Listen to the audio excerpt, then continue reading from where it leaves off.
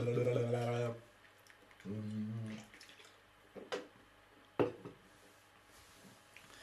la la. Okay. Facebook has announced that it's going to do video chat.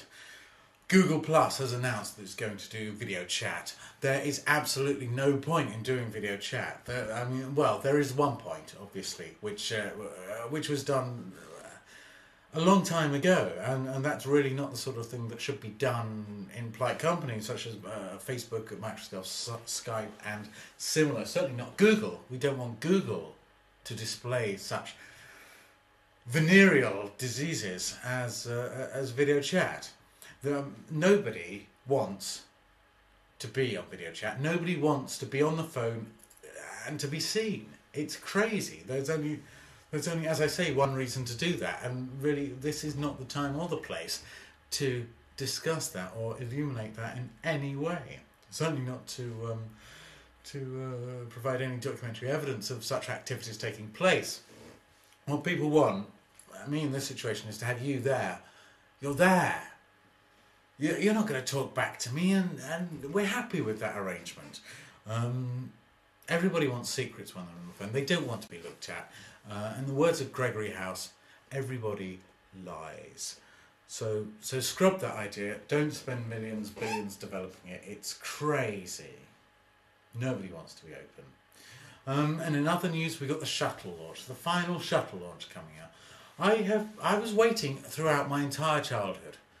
90% of my childhood, I think, was spent sitting on a wooden chair waiting for the shuttle to get out of development hell and to launch into space. What they laughingly referred to as space. Obviously, you know about my brother, and slightly older brother's generation. Space was something that you reached at least on the way to the moon.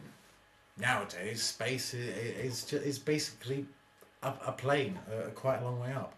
I was waiting for the shuttle launch throughout my childhood. Eventually it happened, and now it's going to be grounded. It makes me sad. So basically, the Chinese want to go to the moon. I think they should hurry up and actually go there. I don't care who gets to the moon, just somebody needs to do it. And giant hogweed. Giant hogweed is intimately related to that. Throughout the 1970s, I was terrified of giant hogweed. It was all over the place. It was basically triffids. Except they made blisters around your lips if you used them as blowpipes and pretended to be some kind of what we referred to as the time as jungle people, but that's possibly not the correct term nowadays. It's taking, and I do hear that Rupert Murdoch is developing a form of giant hogweed that is genetically engineered in order to intercept mobile phone signals and spy on people's voicemail. So it's kind of an ecological way of spying on people, which is very green and very good. And I think it's really going to push up the share prices. It's really good. And on this topic of giant fauna rather than giant flora, the Australians, who else, have discovered that there is a prehistoric giant wombat, which is just excellent because Australia loves things to be giant, and Australia is giant, and now they have a wombat.